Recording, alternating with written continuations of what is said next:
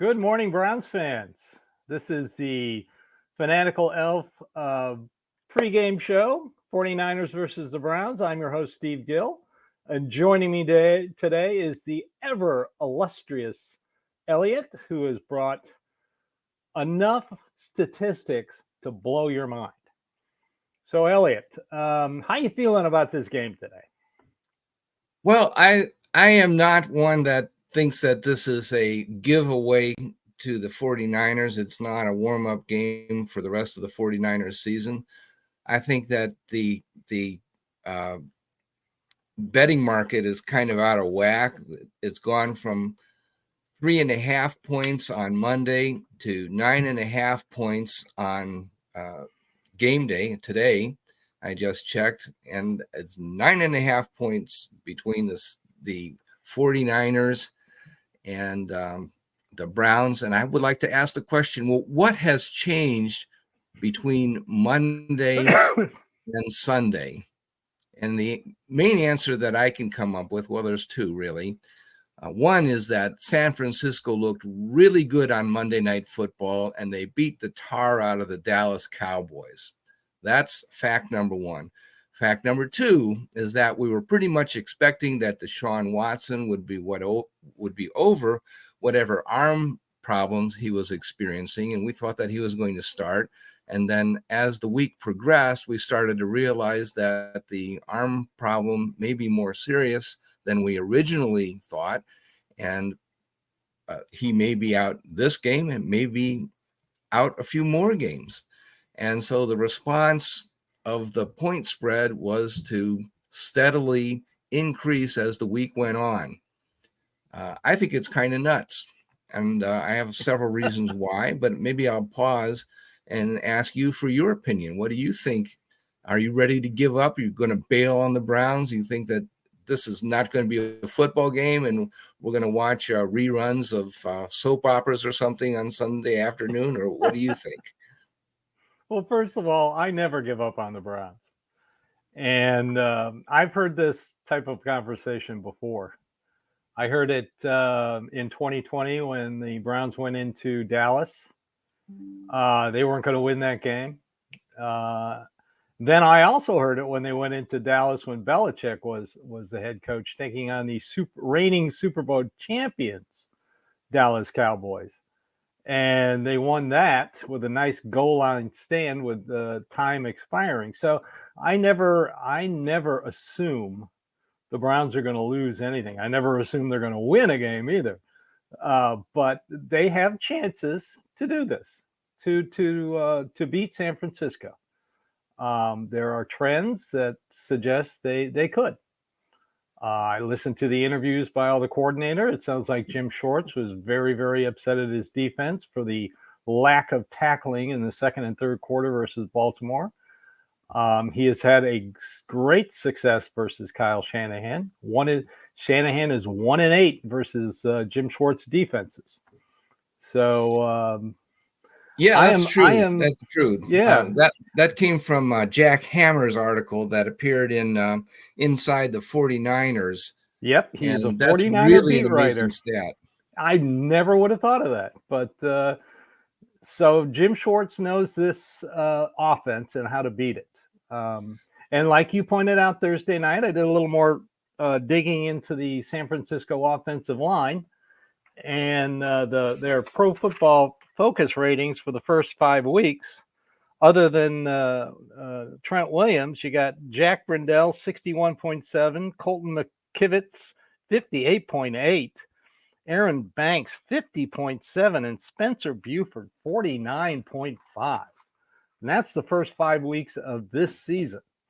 So, I would just, if I were the Browns, I would just put Okoronkwo over Trent Williams and move Myles Garrett to the middle and put him next to Zadarius Smith.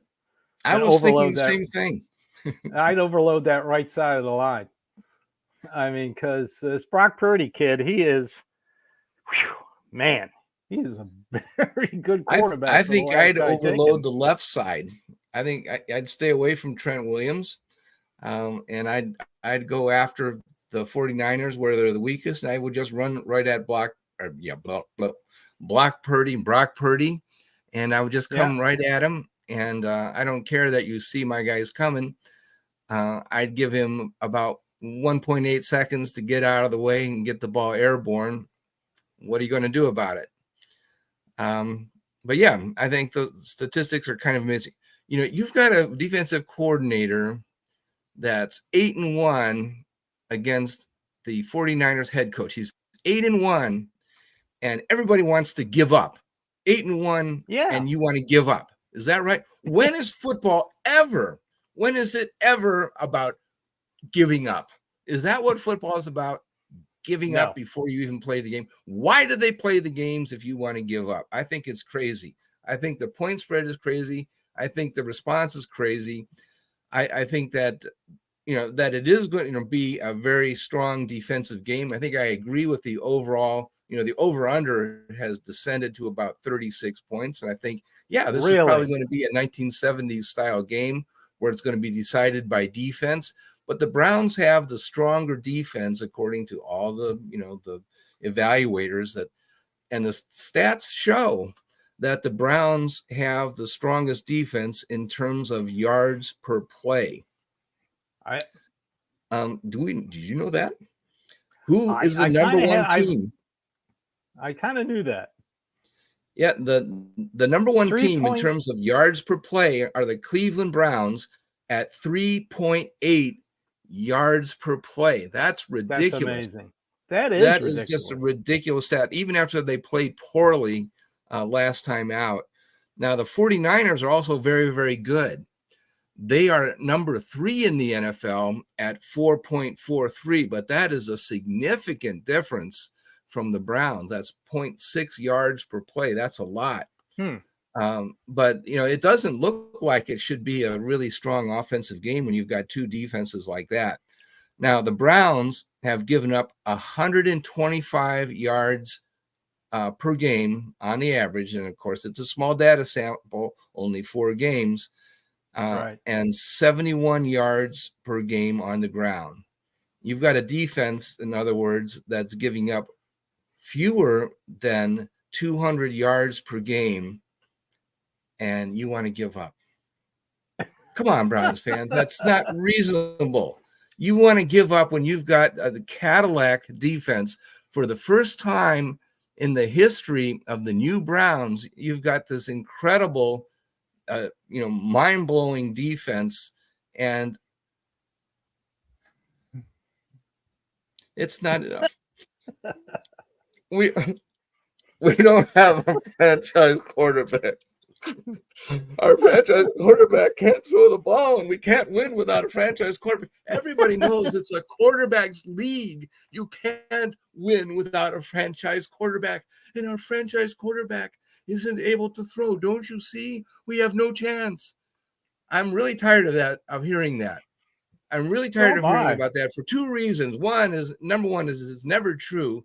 You can always win, with a good game plan and with sound execution. And also, luck has a lot to do with it. When, push comes to shove, we really Yeah. cannot predict NFL football reliably, fans. A lot of it just has to do with how the ball bounces and And it's turnovers, which are not all that predictable.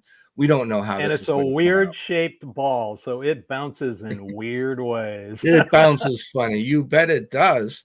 But I also want to make this point is that, we have to face the horrible truth, fans, that based on the body of work of Deshaun Watson in Cleveland, he has not yet, I hope that he will, but he has not yet reestablished himself as a premier NFL quarterback. He had a really good game the last time out against the Tennessee Titans, who are not exactly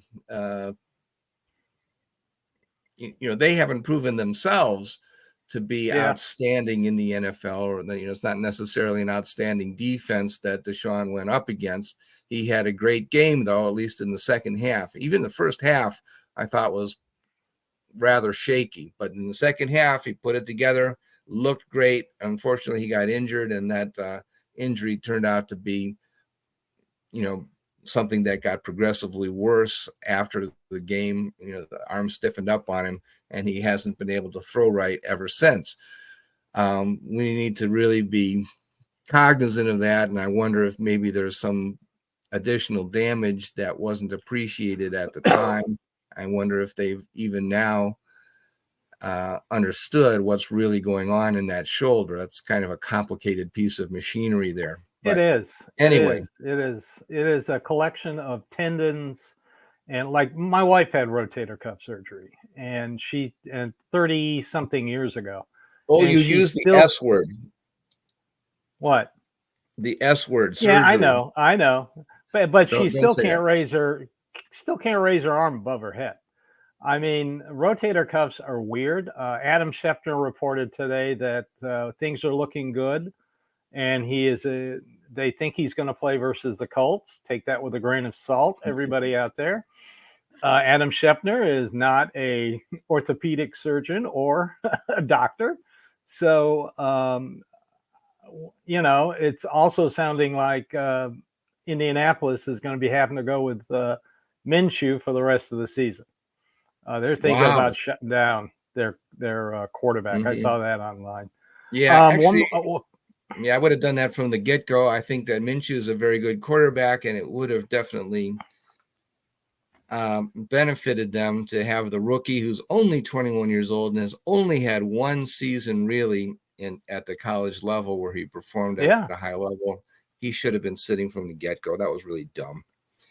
But Well, not okay. too high a level. He lost to my alma mater, Vanderbilt, so I'm going to count that against him. Yeah, there you go. But Uh, he has but so tremendous did Will talent. Levis. So, Yeah, but I want to getting throw back, some more stats at you. May I throw some more stats at you? throw as many stats as you want out there, All Elliot. right, let's look at the past 3 years. What have you done for me in the past 3 years? Deshaun Walker.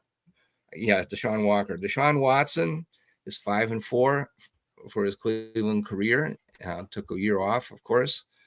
And PJ Walker is 4-3 for the Carolina Panthers. And that's actually perhaps more impressive because the Carolina Panthers have not been a good football team. It's hard to put up great stats for a poor team. We all know that, should know that in Cleveland. Watson has produced 6.5 yards per pass attempt for Cleveland. Now, I always like that better than the yards per completion. It's really yards per attempt is what you're interested in. Walker has produced 6.41 yards per pass attempt for Carolina. Those are very comparable numbers. So I don't really see that there's a big difference there. And,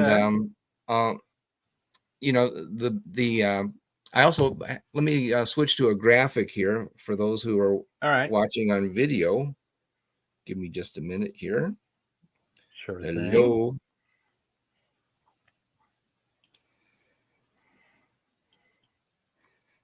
And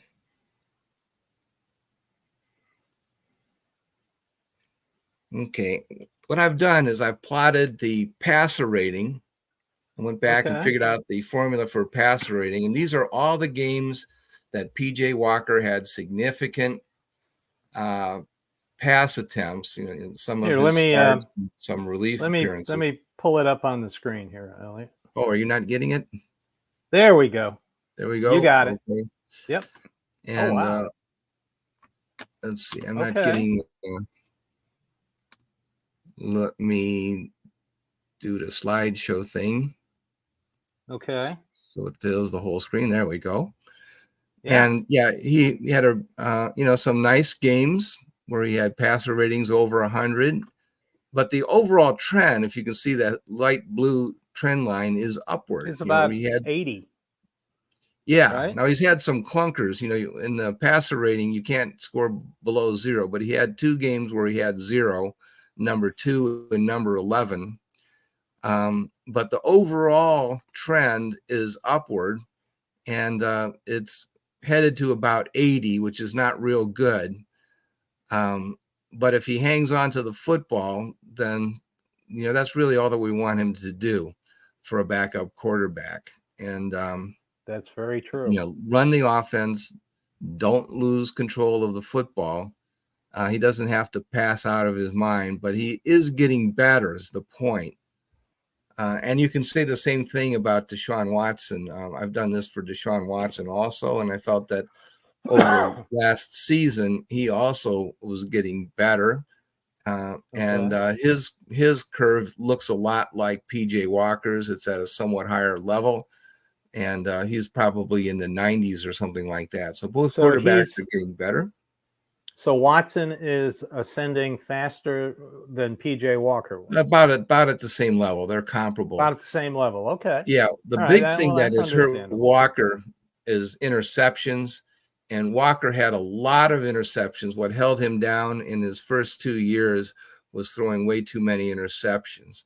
And he hasn't thrown a lot of touchdown passes. But remember, he was playing for Carolina, which didn't have much of an offense. And remember also that everybody was all excited. What's the running back that's playing for San Francisco now?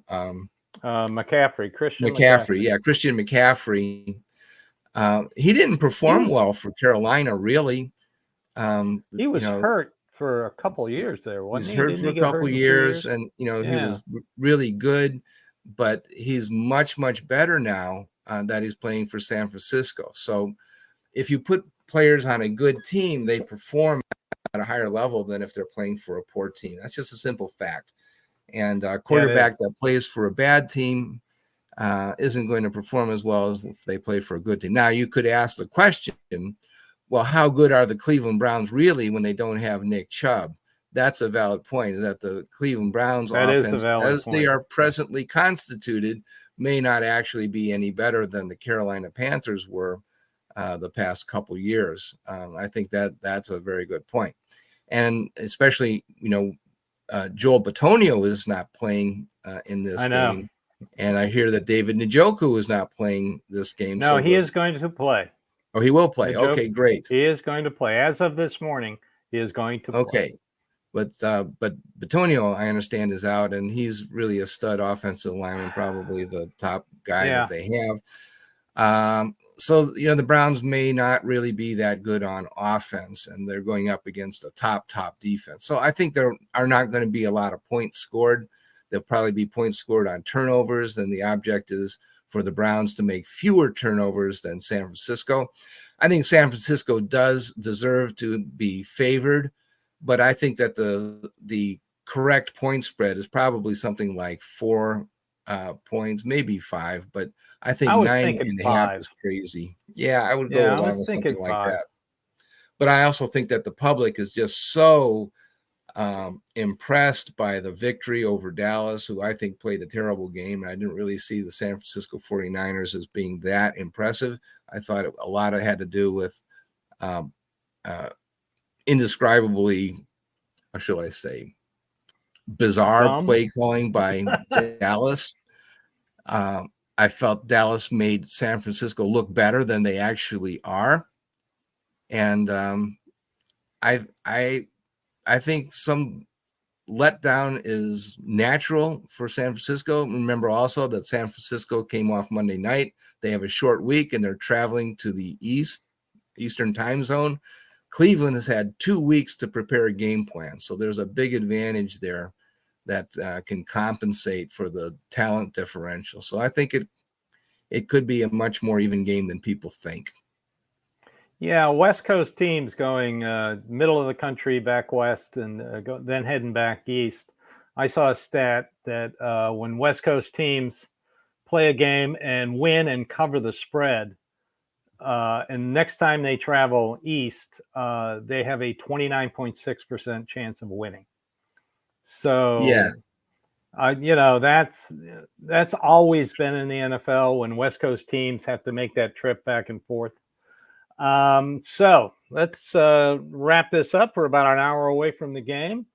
Let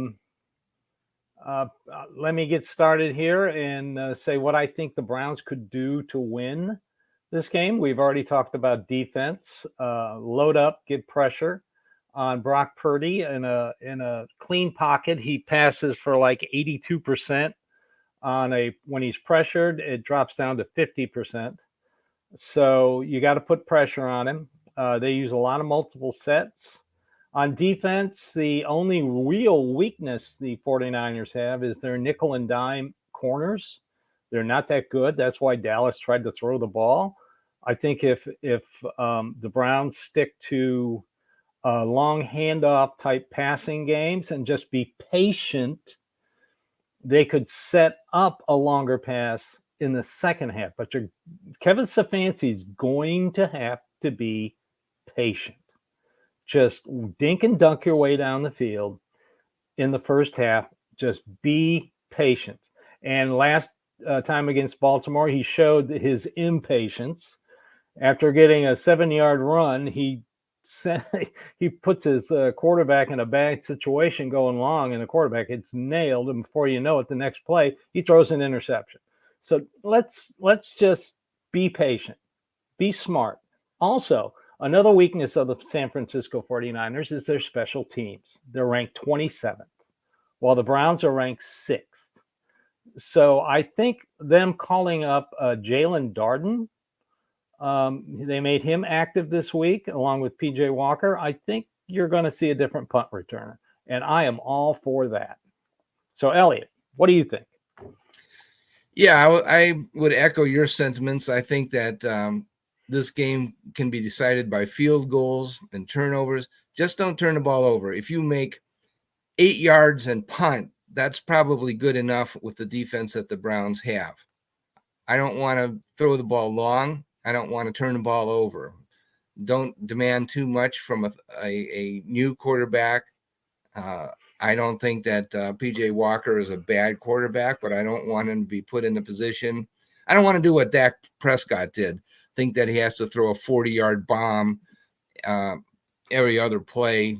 And I use the Animal House analogy that every once in a while somebody yells food fight, and then they have a food fight.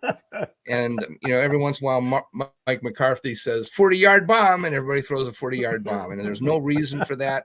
That was just silly play calling. What you need to do is to just try to eke out some modest drives, take advantage of turnovers, be willing to kick field goals. That should be enough to win this game. It might be like a 12-9 game or something like that. Don't assume that you have to go crazy and score tons of points because San Francisco's a juggernaut on offense. That is not necessarily the case. This is going to be 1970s football. I would plan for a game like that. That's my game plan. I would agree. I cannot wait to see how San Francisco reacts to an adverse situation. They pretty much had their run so far this season. Everything's gone their way. Let's see how they react when they get, first of all, they've only trailed the first 5 games for 1 minute, 45 seconds. Think about that. That's crazy. Let's see how they react if they trail for 10 minutes, 20 minutes, something like that. Yeah, I think I want to play 3 defensive ends a lot too. I want to try that. Yeah, I'd like that idea. I'll text Jim Schwartz right now and say, let's go with it. Oh, that's illegal. Right. You're not allowed to text on the field. Okay, so we're about 55 minutes away from, well, maybe an hour away, 5 after 1 local time up there in Cleveland. So this has been the pregame show on the Fanatical Elves Network. Stephen Elliott, I hope, has educated you and made you more aware of the fact that you can root for the Browns today. They do have a chance of winning. I know it's shocking. That's why they play the games. Exactly. So I want to thank everybody for watching, and I hope everybody will follow, download, enjoy all our shows here on the Fanatical Elves Network. Elliot does, of course, with Joel, the Browniacs. I have my Cleveland Browns Dog Pound South podcast. And, of course, every Thursday, the Fanatical Elves show. Follow all of us, YouTube, Spotify, Apple. I mean, we're everywhere. And we know what we're talking about because we're Browns fans just like you. So everybody enjoy the game and go Browns.